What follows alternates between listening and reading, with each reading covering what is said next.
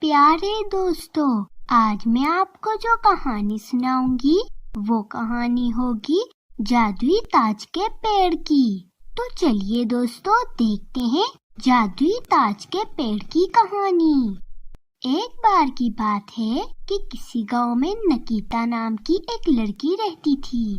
نکیتا بہت غریب لڑکی تھی۔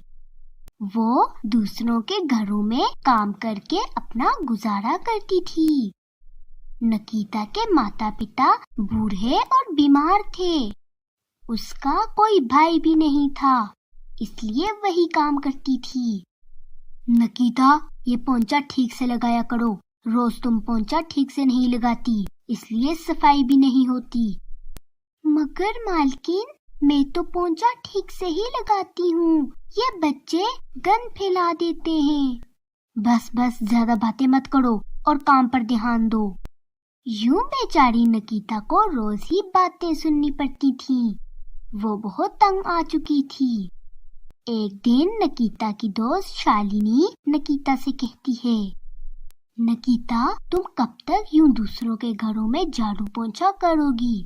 تم اپنے لیے کوئی اور کام ڈھونڈ لو۔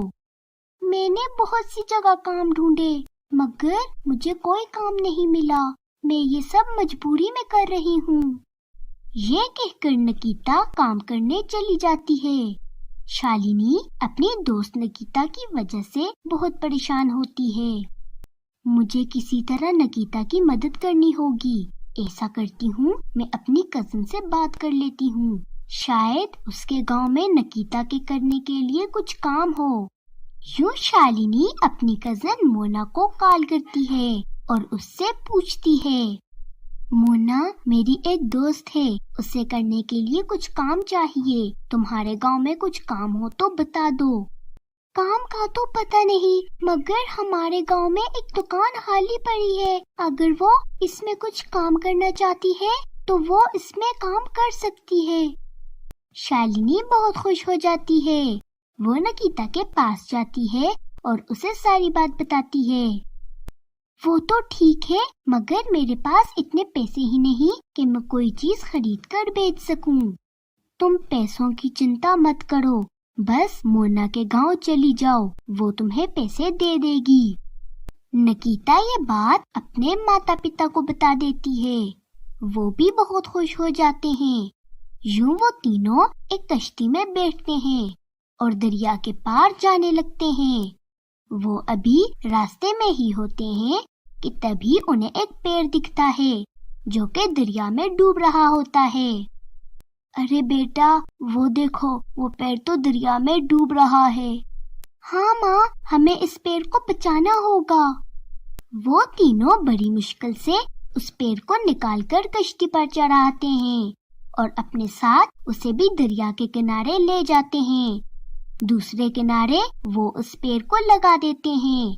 تبھی اس پیڑ میں سے آواز آتی ہے، تمہارا بہت بہت شکریہ، تم لوگ بہت اچھے انسان ہو۔ میں نے سنا تھا کہ انسان پیڑوں کو کاٹتے ہیں، مگر آج پتا چلا کہ کچھ انسان اچھے بھی ہوتے ہیں۔ اتنے میں اس جادوئی پیڑ پر بہت سے رنگ اور تاج پرکٹ ہو جاتے ہیں۔ نکیتا اور اس کے ماں باپ یہ سب دیکھ کر حیران رہ جاتے ہیں۔ میں ایک جادوئی تاج اور رنگ کا پیڑ ہوں، تم جتنے چاہو اتنے تاج اور رنگ لے جا سکتے ہو۔ نکیتا بہت خوش ہو جاتی ہے اور بہت سے رنگ اور تاج لے کر مونا کے گھر چلی جاتی ہے۔ مونا اسے وہ خالی دکان دکھاتی ہے۔ نکیتا اس دکان میں پیڑ کے دیے ہوئے رنگ اور تاج لگا دیتی ہے۔